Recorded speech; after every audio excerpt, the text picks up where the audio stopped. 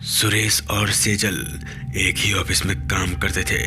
सुरेश बड़ा ही हैंडसम लड़का था। सेजल भी दिखने में बड़ी खूबसूरत थी। दोनों एक साथ काम करते करते एक दूसरे के करीब आ गए थे।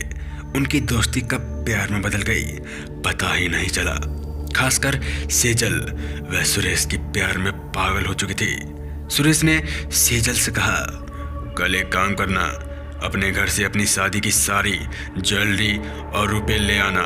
हम शादी करके कुल्लू मनाली हनीमून मनाने चले जाएंगे और वहीं कहीं आसपास जॉब देखकर वहीं सेटल हो जाएंगे।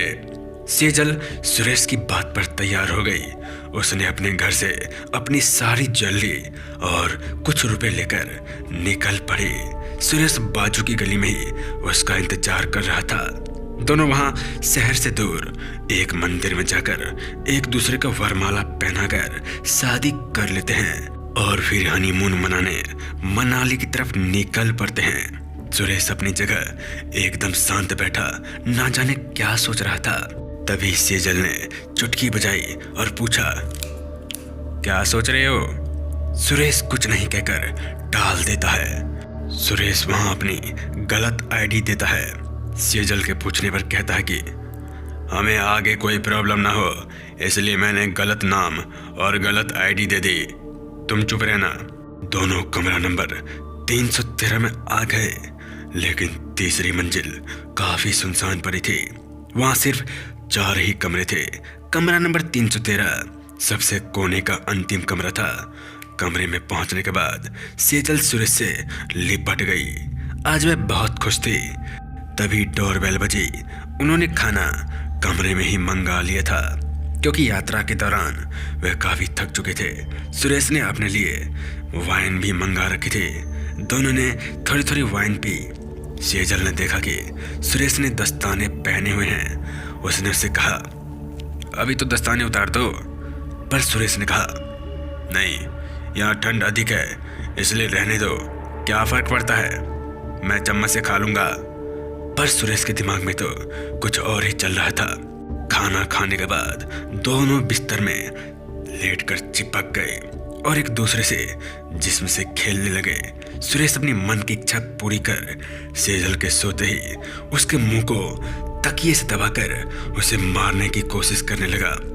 वह पैरों से छटपटाते हुए बचने की कोशिश करती रही, पर तकिया का दबाव इतना भारी था कि सेजल कुछ नहीं कर पाई। वह दम घुटने के कारण मर जाती है। सुरेश बड़ा ही मतलबी था। उसने सेजल से इसलिए प्यार का नाटक कर शादी की थी कि वह उसके गहने और रुपए लेकर फरार हो सके।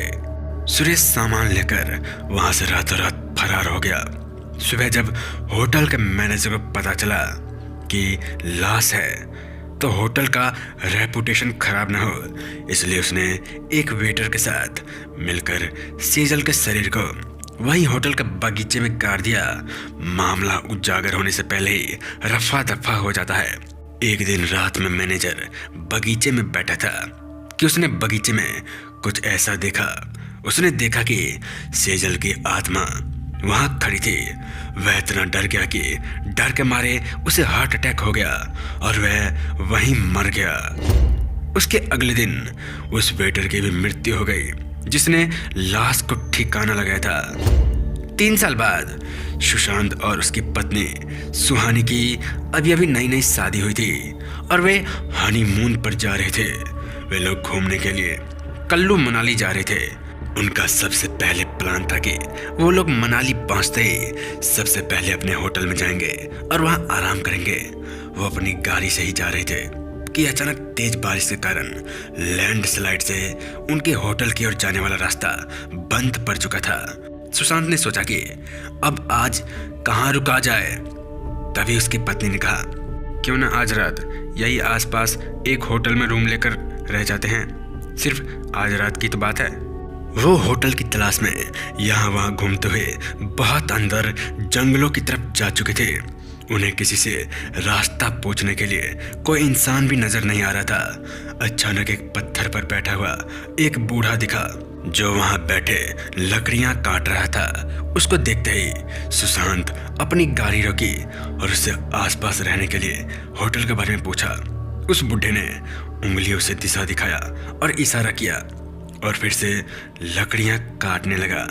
उसने मुंह से कुछ बोला नहीं, बल्कि इशारा ही किया था। सुशांत भी उसके बताए हुए इशारे की ओर निकल पड़ा। कुछ दूर आगे जाते ही उनको एक होटल दिखाई दिया। होटल दिखने में काफी डरावना लग रहा था। सुशांत और उसकी पत्नी होटल में गए, जहां एक आदमी काउंटर पर बैठा था। सुशांत ने उस आदमी से एक रूम की चाबी मांगी और एक दिन रुकने के लिए बोला। उस आदमी ने कहा कि सर, आपको जितने भी दिन रुकना है आप रुक सकते हैं, पर आपको किराया डबल देना होगा। सुशांत ने पैसे दे दिए।